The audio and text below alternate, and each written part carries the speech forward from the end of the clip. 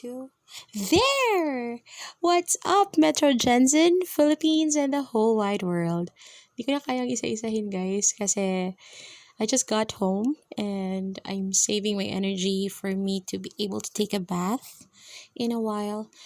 And time check, it's already, I have to check my watch first. It's already 3:30 in the morning, and that time check is brought to you by me. Hi nako guys. We survived. We survived this week, and big shout out to my group mates. Nice, nice Niall Cagas, June Christian Atay. Talagang talagang kompleto, and Norain Ugting, no? Ang saya-saya lang talaga ng post-duty hours namin kanina. Post-duty minutes, whatever. Yeah, so, ang saya-saya lang talaga, guys. Ay, nako, kumusta naman kayo dyan? I think tulog na lahat ng tao. So, you will be hearing this live podcast on, like, later. Wala na, sabaw na ako, guys. Sabaw na, sabaw na. As you can see as you can see on my description, it's the things we could have talked about. I hope I typed it right. Did I? So, yeah. Ano ba to? First time kong mag-live audio na wala talagang wala talaga nakikinig sa akin kasi tulog na kayo. And most of you guys are, probably drooling in your sleep right now. And maybe naman yung iba, hindi online. Yeah. Nagsuscroll lang dyan. So, whatever. It's the thing that I promised you guys. And I hope that you will be dropping your comments about the things that we could have talked about, because these things are like realizations, regrets, what could have been, what ifs, and whatnots. Yeah, whatever, things like that. And I realized that people should be talking about this because sometimes it could save a relationship. Yeah, it could save somebody that's been going through a lot right now. Uy, may isang listener tayo pero hindi naman hindi naman nag-appear yung kanyang tawag nito, kanyang profile pic on top, so I cannot say hi to you. Kung sino ka man, thank you for listening. Maybe you could drop a comment if you want to. Yes. And I would be happy to shout out your name, whoever you are. So, ayun na guys. So, as promised nga, and also, I'm so sorry if wala pa ring music kasi kakarating ko lang ng bahay, and I just decided to have this live podcast, and sorry po talaga kahit kung wala tayong background music for this time. I promise next time. Ayan na namang promises na yan. They are made to be broken. Okay. So yes, going back to the topic, you will be hearing thoughts na, I hope that everyone's open-minded about it, and no judgment no judgments po tayo dito, because I want this small community of ours. Wow naman, community na. Small community of this podcast na maging helpful, kasi hindi naman talaga madaling mag-go through ng moving on, break up, and yung mga almost breakup moments, 'di ba? So, I had this conversation with my ex 2 days ago, and we talked about something na nag-sad reaction siya sa akin. Ayan si Nice! Hello, Nice! So, ayoko muna magbasa ng comments ha. Okay, so again, this will be about the things we could have talked about. Okay, so my ex and I were chatting, and sabi ko sa kanya na this might be late, but I have to say it so that you can also you would know what I realized before. And I I told that person na when I was already spending time with my friends here at work, I realized and I realized how you were before when we were still together. Like the joy that you had before when we were still ayoko na guys. When we were still together, it was different. Yeah. And I did not realize that because I was so far. Like we're on an LDR relationship. We were on an LDR relationship, and um it wasn't easy kasi there was a time na magkalayo kami, and then something happened and it broke my trust, but we did not acknowledge the fact that we have to heal about that, and I have to heal about that. So it grew into doubts every time my ex would tell me that they had like outings like that. So hindi po talaga madali na parang okay, sige go lang, tapos deep inside pala may mga doubts ka na, may mga alam mo yun, may mga nasa isip mo na, 'di ba? Like your mind is already messed up thinking about negative things that would happen, and it did not happen. Yun lang, nag-aaway kami, ganun, tampuhan, ganun. And yun, naging unhappy siya. And ako din. And we did not acknowledge that. We just ignored it. Like we just went through the relationship without, you know, realizing stuff that we have to talk about, and we just ignored it. That's why our breakup was really painful, and I ended up bitter, and hindi talaga madali guys. Yes. And the regrets that you had, like the things that you wished happened, or the things that you wished that did not happen, ganun. So I'm just happy that I made peace with my ex, and alam niya na okay na ako, and alam ko din na okay na siya, that we were able to just laugh about it. Alam mo yun, yung ganun. And importante talaga yung friendship, kasi kapag walang friendship, wala kasing naiiwang respect. That's why maraming breakups na ang pangit. Like ayaw na nilang balikan, or ayaw na nila maging friends yung ex nila, kasi nga ang pangit ng breakup, because there was no respect left. That's why in every relationship, may respect talaga. And first, you have to give it to yourself so that you know how to give it to others. And of course, you have to love yourself first so that you will know how to give love to others. Even if they won't say it, you will already know what they need. Ewan ko sa iba guys, but that's me. Okay? So I'm not telling na ganun dapat. Okay? Yun lang yung sa akin. That's just my point of view. And what else? The things that we could have talked about. Yeah. Another thing was, it was like 2000, it was like, no, it wasn't just like, but it was 2018 that I met up with my ex in 2013. Yeah.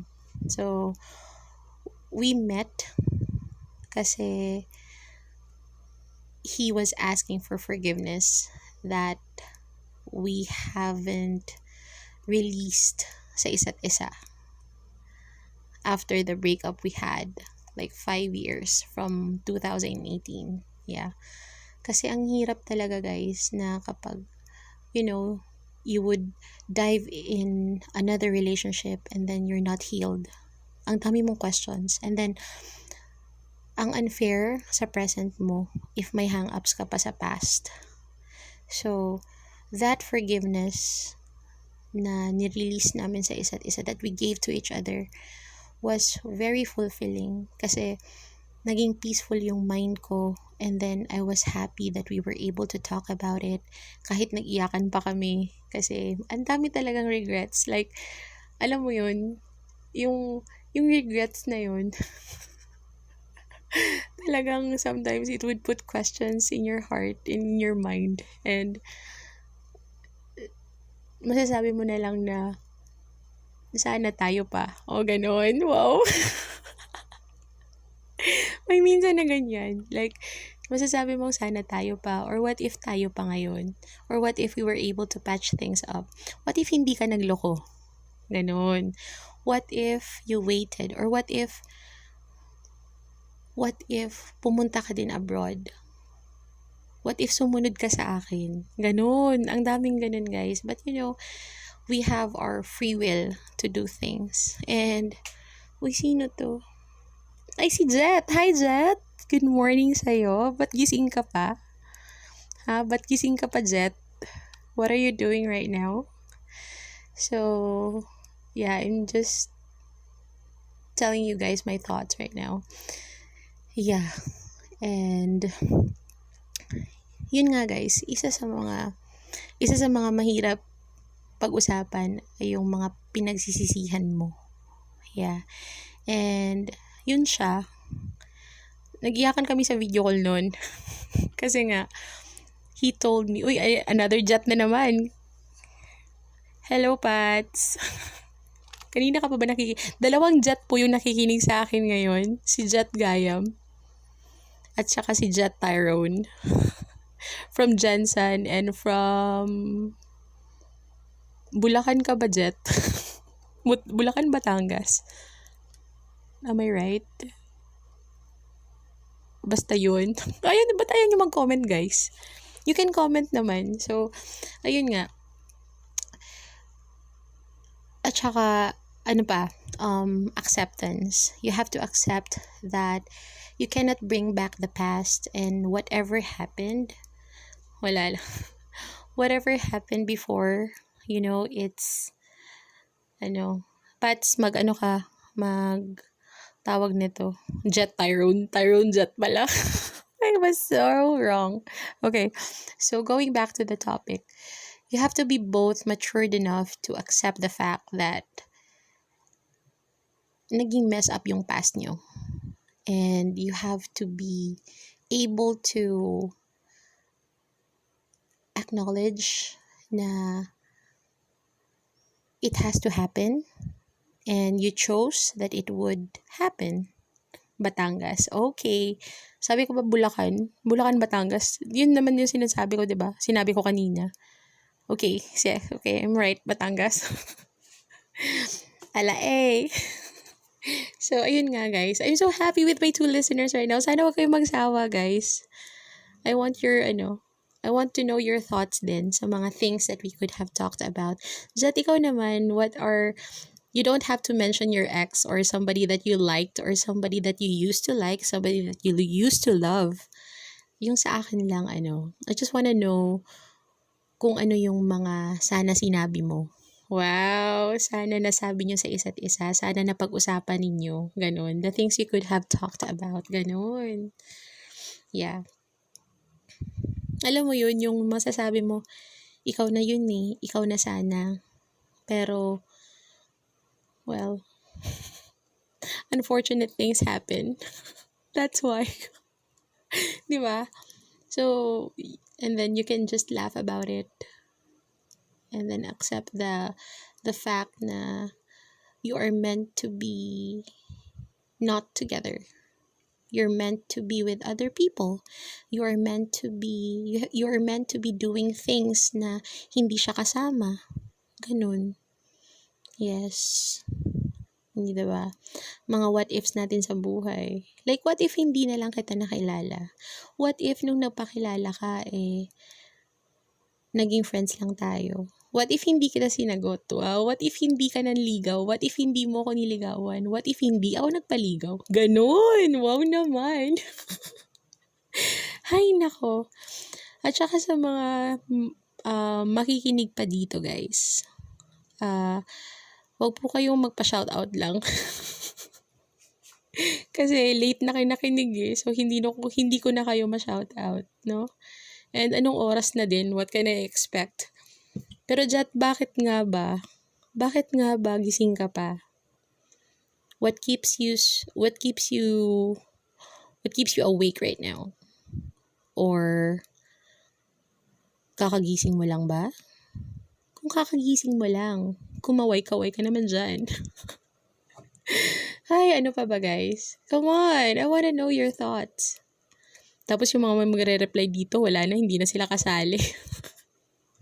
Ano pa ba? The things you could have talked about. Oo, yung time na nasasakal ka na. But then, ayaw mong lumaki yung away, so you just bottled it up. And then, parang naghihintay ka lang kasi ng moment na kung kailan ka magbe-burst. I think that's not right. Like, siguro mas mabuting bigyan mo ng heads up yung partner mo, or even somebody close to you, even your friends, kasi minsan we go beyond the boundaries that hindi dapat natin lampasan, 'di ba? So ayan, maraming papusin naman dyan si Jet, bakit kaya? Uy, may isa pa, who's this? May isa pa tayong listener. Hello sa'yo. Naka-anime kasi yung picture niya, so hindi ko alam kung sino to. Si Jet kasi kahit na ano yung mukha niya, alam ko. Yes. So yun, 'di ba?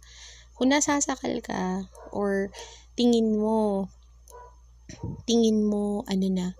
na go beyond the boundaries na yung tao, you have to tell them right away. Hindi naman kasi pantay-pantay or the same yung toxicity na natotolerate ng mga tao. Yung iba, like, they would say it outright na hindi nila nagugustuhan. Yung iba naman, tinitiis nila. 'Di ba? So, you should talk about it. You should be open. Kasi, if it's toxic na for you, then, at saka sinabi mo yun, it would be fair for the both of you. I think so. Kasi ako, kapag ganun yung nararamdaman ko, I'm honest about it. That's what I've learned. And I think people should do that, not just in romantic relationships, but in every relationship that you have. With your family, with your friends, with your co-workers, para walang mahihirapan, 'di ba? Walang mahihirapan sa pag-uugali ng isa't isa. And it's up to the person na pinagsabihan mo kung anong gagawin niya.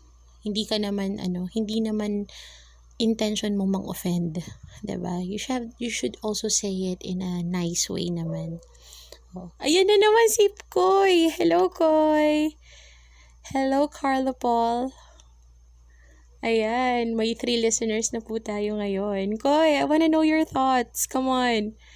The things that we could have talked about, ganon, with different people. Yeah. This is not just exclusively about romantic relationships, okay? This is about anyone that's close to you or anyone na yun, kailangan yung pag-usapan yung mga ganong bagay. Yeah. Kasi, again, no judgments here. 'Di ba? So, ano yung mga bagay-bagay, guys, na gusto nyong pag-usapan pero hindi nyo na pag-usapan? Mga ganyan. Wow, nice. Anong nice, Jet? Anong nice doon? Dami kong sinabi eh. Oy, Koy, Carlo Paul. Ako gusto ko lang makinig. Ayoko. Gusto ko kayo mag-comment, guys. I want to know your thoughts. Come on. Kasi ako, kahit ano na lang lumalabas sa bibig ko eh. Ano pa ba? Ay, alam ko na. Yung privacy. Yeah, you should talk about the respect on privacy. Tama ba ako? Sa picture kanina. Okay, alright. Na alam ko agad kung sino yun. Nagchat-chat tayo eh, kaya alam ko. gaisip pa, kuratan man sad ta, kakapasok ko lang ako agad. Sorry naman, online class. Online class, public speaking. Tapos ako yung nagsasalita in behalf of everybody. Charot. So again, yeah, privacy. I think you should talk about the respect on privacy kasi ito talaga nagiging issue to sa mga sa magkarelasyon. Ang pangit pakinggan sa boyfriend girlfriend relationships. Kasi madalas, I'm not saying na lahat, okay? But madalas binibigay nung isa ang kanyang password and Facebook password, ganun, para magkaroon ng access yung kapartner sa kanyang Facebook account. And nagkakaroon ng away kasi nga may nababasa ang isa na hindi naman kaaya-aya sa kanya. And then nalalagyan ng mali siya yung mga hindi dapat lagyan ng mali siya. Ganon. And what's toxic about that is sobrang careful mo na hindi niya mabasa yon. Ganun nga. Parang sobrang careful mo na. You would also doubt yourself. 'Di ba? Did you get my point? 'Di ba? Parang sobrang careful mo na sa sarili mo. Hindi mo na alam kung ano yung tamang gawin mo just to gain the trust of the person you're in love with. Kasi nga, parang you're scared of committing mistakes. Parang ganun. This is not my, guys, this is not my personal, experience. Nasasabi ko lang kasi may mga kakilala akong ganyan. And ako personally, I don't want to know the password because nangyari yan sa akin noon, like when I was so immature kasi feel ko, yun yung healthy for us, but I realized na hindi dapat kasi when you have to build your trust, kasali yun that you have to respect the privacy of each other, 'di ba?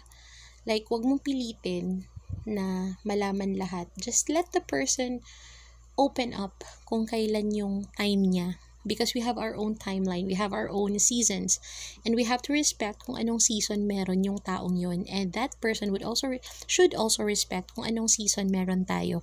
And we have to acknowledge kung anong season din meron talaga tayo. Kasi kapag hindi swak yung season mo sa season niya, ang dami niyong mako-compromise and it might put a lot of pressure in the relationship. Wow naman! Ang feeling ko talaga ang dami kong wisdom today? Anong today? Tonight at saka today. Ang dami ng wisdom ko, mga 52. But yeah, I realized that. Kasi, we just want to love, diba? We just want to give the love that we have. But, how can we give that kung hindi naman natin alam sa sarili natin kung ano yung tamang gawin or ano yung dapat? Liquid seasoning. Ewan ko sa'yo, Koy. Ewan ko lang talaga. Uy, pero oo. Importante talaga din yung liquid seasoning. 'Di ba? Kasi kailangan natin ng panlasa. Kailangan natin ng panlasa. Kailangan natin ng pampalasa. 'Di ba? Sa ating mga kinakain. So, it's also the same with the relationships. Kailangan natin ng pampalasa. We have to make it exciting. So how can it be exciting kung lahat ng detalye alam mo? 'Di ba? Wala na yung concept of excitement sa relationship. 'Di ba? Pumasok yung liquid seasoning mo, Koy. Wag ako. Wala pa akong tulog. Alam mo yun? Ayan, for listeners na po tayo, welcome back, Jat Gayam. Ay nako, guys, ako lang yung ako lang nagsasalita dito. Ano ba? So yes, may 5 listeners na. Mawala ng lahat, wag lang yung panglasa. Because food is importanter. Yes, mawala lang lahat, wag lang yung panglasa. Pareha lang ta. Anong pareho, Koy? Ang dami ko nang sinabi, Koy. Ang dami ko nang sinabi talaga. Ayan, may nag-like. Thank you naman. Sino talaga to? May listener tayo dito na naka-anime yung picture. Hindi ko talaga alam kung sino siya. Yes, very importanter. Gawin pa natin very important to rest. Ganon. So yes, we have to know how to give love. We have to know how to receive love. Yes, about that. That's your love language. Alam niyo ba yung love language niyo, guys? So there are several types of love languages. It's service, words of affirmation, touch, and ano pa ba? Ano pa ba, guys? Cousin. Who's cousin? Uy, ayan! Ang dami pa palang gising. Hello sa inyo, guys. Hello. Andyan na. Ba't ka tumawa, ha? Philip John. Ba't ka tumawa? So, ayan na nga, guys. Ayan na. Marami na. More than one. So, yun nga po. What were we talking about? Yung love languages. Yes. Yeah, I talked with another ex. Wow, ang dami naman. Ay, nako. Don't judge me, guys, ha? Again, no judgments dito. So, I talked with the recent ex. And, yung struggle kasi, because sa akin, quality time, yun yung love language ko. That's why I can give my time, and I am also expecting the time. Ganon. Because that's how I receive love. And yung sa kanya kasi touch. But then LDR kami. So, mahirap pala sa kanya. Mahirap para sa kanya. Yung ganon, yung hindi niya nakikita, hindi niya nahahawakan. Ganon. So, privacy and love language, yes. Cousin si listener. Hindi ko na nag-gets. Hindi ko na talaga Hindi ko na talaga hindi ko na talaga nag-gets. Grabe na to. Blah, blah, blah. Yeah. So, yun. So, it's very important na before you engage into a relationship, mabuti siguro kung pag-usapan nyo yung mga bagay na dapat nyo munang pag-usapan, like how do you give love, how you receive love, and at the same time, how your partner would like to receive love, para you can meet in the middle. Wow naman! Okay, nag-time check na tayo kanina, and nag-alarm lang yung ko. It's now 4 in the morning, so I've been talking for like 30 minutes already. Yeah. So, narinig kita usapang love na naipasok pa talaga, panlasa pagkain pa rin nasa utak. Oo naman, I can insert whatever I can. Basta na-i-relate ko lang. Hay nako sa inyo, guys. So, Philip John here. I met him sa Call of Duty Mobile. And, ito, malakas na to ngayon eh. Malakas ka na ba? Yung isa na tinatanong mo. Yung isa na tinatanong ko. Pinsan mo yun. Yung may, ba yan? May nakikinig, guys. Tapos hindi ko na naman sila ma-hi. Hindi ko naman ma-hi, hello. So, yes, I've been talking here for like 30 minutes already. And I'm so happy that you kept me company on Christmas Day. On Christmas Day. Alam niyo yung late ang reply ninyo, guys. Ang late ng replies ng mga tinatanong ko. So, kapag nag-pop up na yung mga sinasabi nyo, hindi ko na alam kung bakit ganun. Yeah. So, yes. I hope that everyone is safe. And, ewan ko ba sa mga listeners ko ngayon, talagang nagli-listen lang talaga, nakikinig lang talaga, wala talagang ambag. Bakit ba kayo, ha? Why? Why do you do this to me? Well, may ambag naman ako, may comments naman kayo dyan. So, it's fine. And, what else? Ano pa bang gusto kong sabihin? It's already 30 minutes. Baka naman magsawa na kayo. Mabilis ka lang magsalita, di kami late. Ay, sorry naman po. Kasi naman po, kung ganito ang aking pagsasalita, di ang tagal nating matatapos. That was so annoying.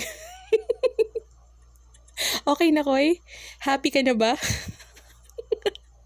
Ay, nako sa inyo. I'm just happy that you kept me company, guys. And what else? Ay, yes, on a serious note, ang dami na ng cases ng COVID dito sa Jansan. And nakakamiss yung zero case and sobrang higpit pa ng security that time. And I don't know what's happening. Ay nako, ewan ko ba. It's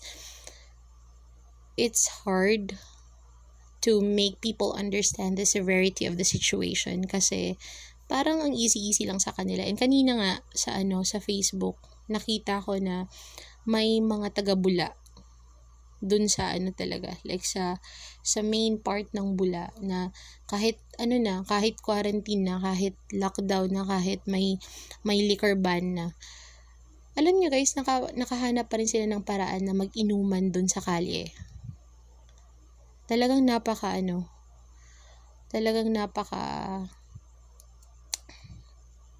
nakakadismaya, nakakainis, nakakaasar na. Kasi hindi na alam ng LGU din kung ano pang dapat gawin. Ginagawa naman yung mga necessary measures. Pero yung mga tao talaga guys, wala pong disiplina. Yes, generals. Yun yung totoo. Wala pong disiplina ang mga taga-Jensan. Hindi ko po alam kung bakit napaka-easy lang sa atin lahat na i-take for granted yung sinasabi ng LGU. No? Hindi ko na alam kung ano pang pagpaprangka yung sasabihin ko. Basta ganun. Walang disiplina. And nakakahiya. Nakakahiya kayo. Nakakahiya tayong lahat. Because we're not being models in the society. We're adding to the problem, guys. My God, what's happening? Grabe. These are the things that we should talk about. Ay nako, nakakaloka talaga. It's hard to hide the disappointment sa mga tao, sa mga taga-Jansan na walang disiplina. I'm not saying that everyone has no discipline, pero ang dami po talagang walang disiplina. So just, guys, please, just cooperate. You want this COVID to end? Then cooperate. Kung wala naman kayong pupuntahan na importante or importanter or importantest, please guys, tigilan nyo ng gumala-gala. Kasi po, ang workforce ng hospitals, guys, nahihirapan na. Ang dami pong nakakarantin. Hindi nyo lang alam. Gusto nyo pa ng katotohanan? Kakainis na kayo Nakakainis na Yung podcast ko, naging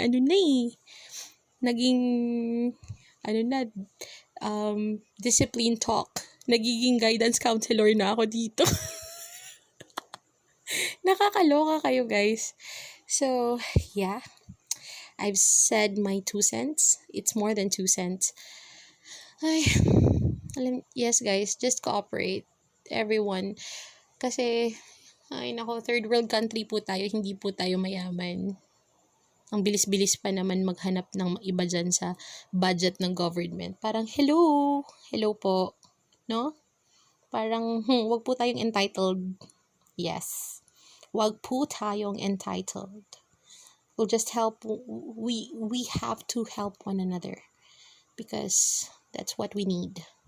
That's what the world needs. That's what our country needs. Yeah. So we have to be sensitive. We have to be, more kind sa isa't isa. And with that, we have to consider the health of other people. We have to consider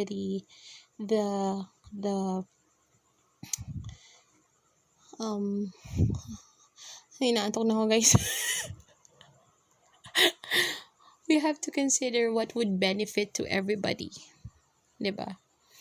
We have to be better. We have to be bigger people than what we are right now. Okay? So, ayan, bago pa ako magsalita ng marami dito tungkol dito sa COVID problem ng Gensan, ng South Cotabato, ng Region 12. Guys, utang na loob. Utang na loob, guys. Makinig naman kayo. Gawin nyo naman yung parte nyo kasi nakakainis na. Okay? I'm just trying to compose myself pero nakakainit na talaga ng ulo, guys. Yes. And ayaw na po naming umuwi ng 3:00 ng umaga or ng 4:00. Yes. Okay, guys? So let's just spread the love and don't stop. Don't you get tired of being kind. I love you.